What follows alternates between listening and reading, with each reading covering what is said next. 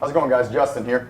Today we're going to talk about effectively applying a splint on our casualty during maybe a secondary assessment in our tactical field care setting, right? And we notice an open fracture on the patient's forearm here, right?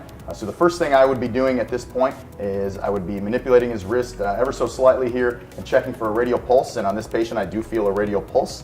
And so I would kind of have him, if he's conscious, I would kind of have him hold his wrist here and just kind of support it. The equipment that you'll need to perform this procedure on this casualty, the vast majority of it is going to be in the casualty's IFAC, right? So initially, we're going to open up the casualty's IFAC here, and I'm going to get out a few supplies. I'm going to get out my roll of tape. I'm going to get out our combat pill pack. I am going to get out our DD 1380. We'll need that. I'm going to get out this elastic bandage as well as our triangular bandages. We're going to need some additional supplies, right? And those can be found in our Combat Lifesaver squad issued bag. So we have some padded splints, we got some extra elastic bandages, and maybe a set of shears.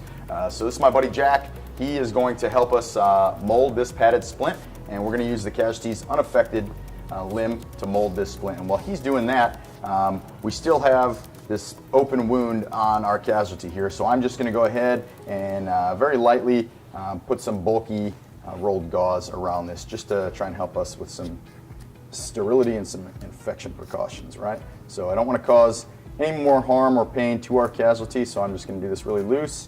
And we want to get this on before we get the splint on, so we're not doing it over the splint. And then when they go ahead and cut this off at the next echelon of care, then it causes further harm to our casualty.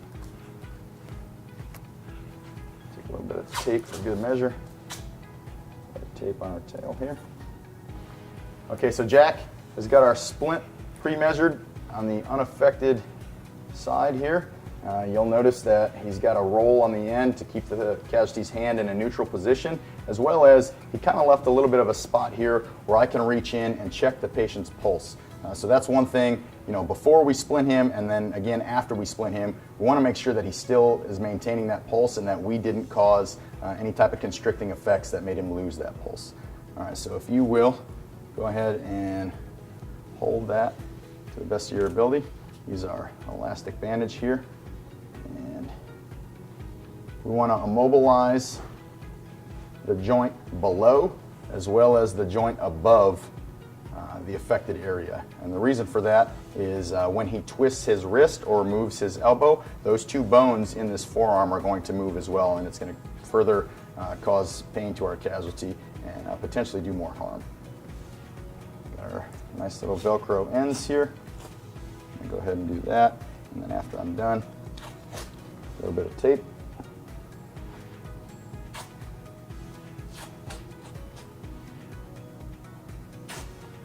Taped.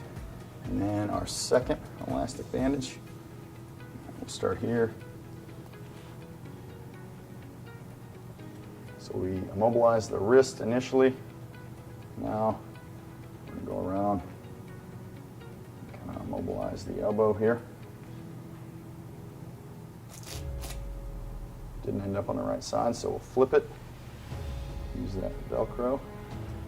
And then again, with our tape for an extra level of security here.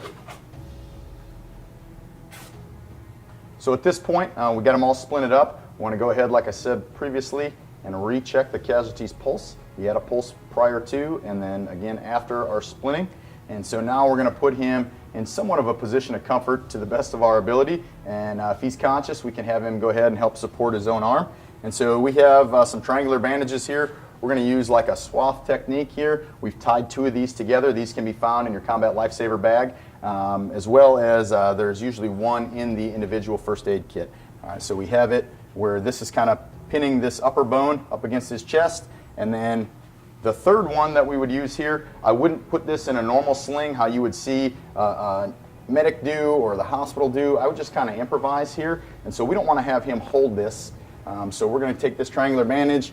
We're going to go around the back of the neck here, just so it kind of holds it in this position and he still has his free hand here. We just don't want this so tight that it cuts off any circulation anywhere else, right? And we're going to be going back to the casualty's individual first aid kit. We're going to pull out their combat pill pack. We're going to verify that our casualty does not have any allergies that prohibit him from taking this combat pill pack. And so if he is conscious, and he can swallow on his own. We'll go ahead and administer the 2 pain medications and the 1 antibiotic that's in here. The antibiotic really because this was an open fracture, and then we would document all of our treatment to include the combat pill pack on our DD Form 1380.